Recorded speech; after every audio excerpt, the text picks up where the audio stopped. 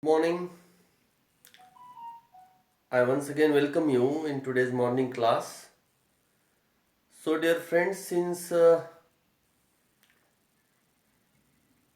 days we have been studying and observing The Lost Spring by Anis Jung. Now, this story, uh, this very sensitive account by the writer is dealing with the horrible life and the pitiful condition of the rag pickers. Now, Anish Jung typically throws light on the education of these children, their inability uh, to go to school, their inability to lead a good life, and so on. So, yesterday we have seen that the writer met all the uh, all the rag pickers who used to come to her neighborhood, and since one or 2 months she has been knowing all of them along with see that Sahib and his friends. Then most of the boys they are barefooted, so she asked all of them one by one regarding the reason of their barefootedness. So they replied that they replied that they do not have they do not have uh, a pair of shoes and so on. But Madam Anis Jung discussed one of the traditions regarding this barefootedness, and she said that in rural India there is a tradition of being barefoot uh, for a while. She also told us a story from Udupi, a small town city in Karnataka, where there was a boy, the son of a priest, who was not able to have a pair of shoe, and every day he used to go to the temple before going to school, and he prayed for the shoes. After 30 years, when Anish Jung met that very old temple, she went there and she saw a new priest there. Maybe that new priest was that little boy who prayed for the shoe, a pair of shoe, and she also found that priest's son. He was back from the school with a school bag, with a grey uniform, and he was wearing shoes and socks. So, Madam Anish Jung highlighted the issue here that most of the poor families, most of the sect of the society, they have uplifted themselves and their socio-economic conditions have been changed. But there are so many like these rat pickers all over India. They are still shoeless, penniless, and worthless, and they are worthless for the society. So, dear friends, we will start the next part. Very nice lesson, very educative lesson, and with a very higher social feeling and empathetic feeling in it. Yes, this is The Lost Spring by Anis Jung. See one more picture of the rag pickers. See these children doing their routine business of rag picking instead of going to school. Now this is the story.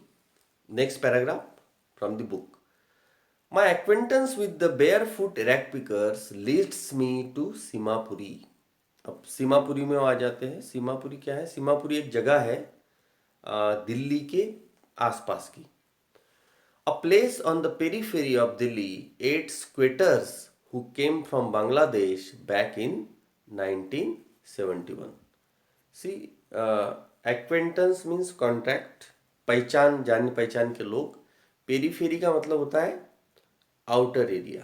Okay, और ये नया word आपके लिए है दोस्तों. देखिए, स्क्वेटर से नहीं होता है. A person who unlawfully occupies an uninhabited building और अनयूज्ड लैंड. अतिग्रहित करना, किसी चीज को अतिक्रमण कर लेना किसी के चीज के ऊपर. तो ये जितने भी लोग 1971 के बांग्लादेश वॉर के बाद जो दिल्ली और उसके आसपास के एरिया में, मेजर एरिया, क्योंकि दिल्ली जो है भारत की राजधानी है, कैपिटल है, तो उसके आसपास के एरिया में जो भी लोग आए तो स्क्वेटर्स बन के रहे. स्क्वेटर्स, स्क्वेटर्स मीन्स ऐसे लोग जो दूसरों की जमीन के ऊपर कब्जा कर लेते, ऑक्युपाई कर लेते. खाली पड़ी जमीन है ना, किसी के घर में नहीं घुसते हैं, खाली पड़ी जमीन के ऊपर क्या कर लेते हैं, कब्जा कर लेते हैं, है ना. Metaphorically those who metaphorically they the periphery of Delhi 8 miles away from it. और दिल्ली से वो जो है, ये देखिए मेटाफोरिकली, सिंबॉलिकली बोलने के लिए वो दिल्ली में होते हैं, लेकिन दिल्ली से वो बाहर होते हैं, जहाँ पे डंपिंग यार्ड्स वगैरह होते हैं, जहाँ पर खाली पड़ी हुई जमीन होती है ना. आउटर पार्ट होता है शहर का, सबर्बन भी उसको बोलते हैं थोड़ा सा अच्छी भाषा में. तो my acquaintance with the barefoot rag pickers, मेरी पहचान कैसी हुई इस बेयरफुट रैग पिकर्स से, लीड्स मी टू सीमापुरी. और इनके बारे में जानने के लिए, क्योंकि वो एक्टिविस्ट है अनीस जंग मैडम, तो उनके बारे में जानने के लिए वो कहाँ पहुंची, वो सीमापुरी पहुंच गई. सीमापुरी वो एरिया है जहां पर दिल्ली के आउटर में एरिया है, आउटर एरिया पेरीफेरी. और ये देखिए, बार बार बताना पड़ रहा है, आप अच्छे से ध्यान दो सब लोग. Periphery, okay.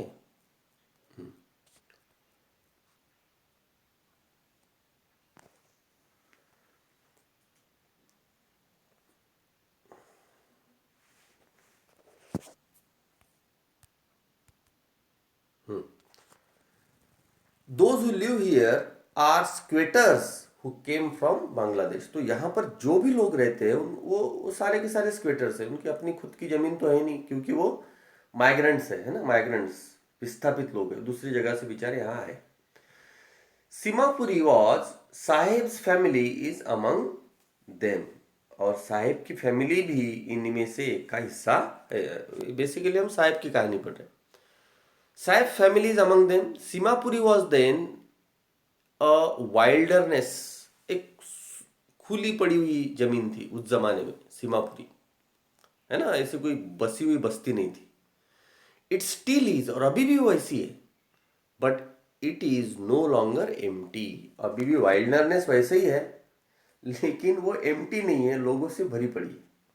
लेकिन पक्के घर नहीं है किसी के पास, सीवेजेस की व्यवस्था नहीं है, पानी की व्यवस्था नहीं है, क्योंकि सारी गरीब लोग वहां रहते हैं. Seemapuri was then a wilderness. It ropes it is still is but is no longer empty. It's structures of mud, पूरा मड है, with roofs of tin and tarpaulin, devoid of sewage. Devoid of sewage, sewage system नहीं है. Devoid यानी के बगैर, sewage का system नहीं है ठीक से. नाली कहाँ से बहना है, क्या सब लोगों के घर से नाली बह रही है. ड्रेनेज और running water.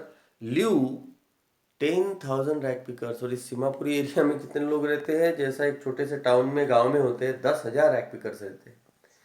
They have lived here for more than 30 years without an identity, without permits, but with ration cards that get their names on voter lists and enabled them to buy grain. हाँ, उनके पास अपनी कोई identity proof नहीं है, कुछ नहीं है, हाँ, लेकिन सबके पास रेशन कार्ड है, और रेशन कार्ड की वजह से वो मतदान कर सकते हैं, वोटिंग कर सकते हैं।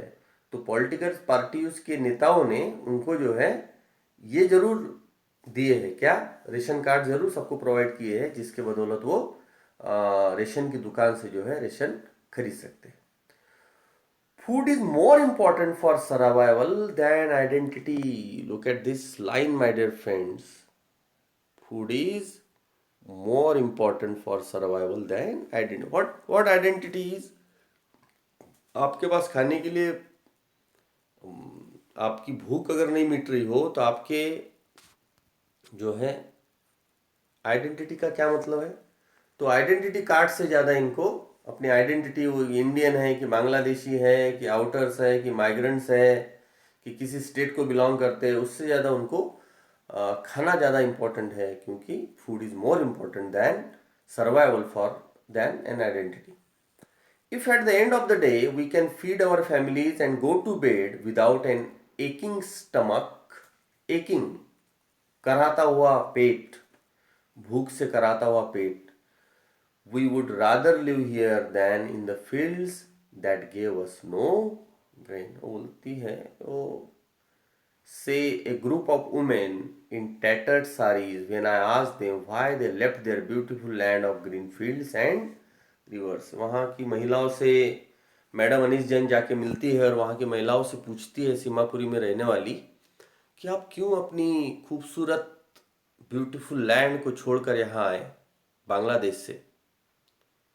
तो वो बोलते हैं कि ऐसी ब्यूटीफुल और सुंदर लैंड किस काम की जो हमें ग्रेन प्रोवाइड नहीं कर सकती, जो हमें खाना नहीं दे सकती। यहाँ पर हम आए हैं और हम अगर रात में भूखे पेट नहीं सोते हैं, रात में हमारा पेट अगर भरा होता है, तो उस खूबसूरत ब्यूटीफुल ग्रीन लैंड से जो कोई जो है हमें कमाई का जरिया नहीं बनती, हमारे लिए हमें ग्रेन प्रोवाइड नहीं करती, मुहैया नहीं कराती, उससे हम यहीं अच्छे हैं। So they are satisfied, but they are not happy because they are not in their homeland. Wherever they find food, they pitch their tents that become transit homes. जहाँ कहीं भी उनको फूड नजर आता है, फूड खाना, जिस किसी एरिया में, वो अपने जो हट्स है, अपने जो टेंट्स है, वो कच्चे है ना, टेंट्स टेरापिन के या प्लास्टिक के बने हुए टेंट्स, वो उठाते हैं और उस जगह पर लेकर वहां पे जाके बस जाते हैं, है ना। Children grow up in them, सारे के सारे बच्चे ट्रांजिट होम्स में बड़े होते हैं। ट्रांजिट होम समझते ना, एक जगह से दूसरी जगह, है ना, पक्के घर नहीं, ट्रांजिट, ट्रांजिट है ना, ट्रांजिटरी, टेम्पररी, है ना, एक जगह से दूसरी जगह जिसको आप आसानी से ले जा सकते हैं। बच्चे वहीं पर पैदा होते हैं, बच्चे वहीं पर जो है ग्रो होते हैं, बिकमिंग पार्टनर्स इन सर्वाइवल। और वो बच्चे स्कूल वगैरह जाना आप छोड़ दो, वो बच्चे इनके सर्वाइवल में इनके भागीदार बनते हैं। मतलब जो लोग ये काम करते हैं, जैसे उनके पेरेंट्स, तो बच्चा बड़ा हो जाता है तो वो भी इसी काम में लग जाता है और अपने सर्वाइवल के लिए वो जीता है, पढ़ने लिखने के लिए वो नहीं जीते। And survival in Seemapuri means rag picking. समझ लेना बात को, हाँ, सीमापुरी का ये एपिसोड बड़ा इंपॉर्टेंट है। और सीमापुरी में सर्वाइवल मीन्स रैक पिकिंग, दूसरा कोई काम नहीं main. Through the years it has acquired the proportions of a fine art. और ये सारे के सारे लोग बड़े एक्सपर्ट हो गए इसमें, फाइन आर्ट के जैसे काम वो करते हैं। Garbage to them is gold, और गार्बेज उनके लिए क्या है, गोल्ड है। गोल्ड के कॉइन नहीं मिलते गार्बेज में, गार्बेज उनके लिए गोल्ड है। It is their daily bread, और ये उनका डेली ब्रेड है, ये उनका रोजमर्रा का जो है ये जो है उनको खाना प्रोवाइड करता है। और रूफ ओवर देयर हेड्स, और ये रैक पिकिंग का व्यवसाय उनके लिए ऐसा है जो उन्हें खाना भी देता है और उन्हें छत भी प्रोवाइड कराता है। Even if it is a leaking roof, उनको छत देता है, वो छत लीक होता है, वो छत गलता है, but for a child it is even more.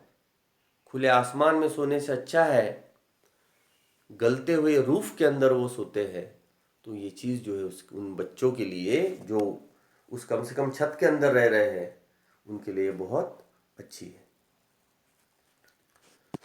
So here there are some words, my dear friend: acquaintance, periphery, outer area, metaphorically, okay, wilderness, wasteland, है ना, and tarpaulin, heavy duty, waterproof cloth, उसको बोलते हैं tarpaulin, okay।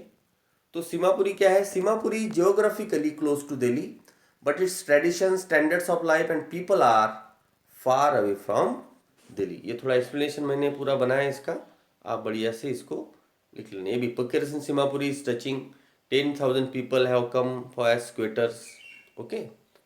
और ये जो next part है इसका, इसको हम कल कंप्लीट करेंगे। And by Thursday, my dear friends, we will try to finish this lesson also. So we will be ready with 2 lessons with their exercise by the end of this week. So thank you very much. May God bless you and all the best.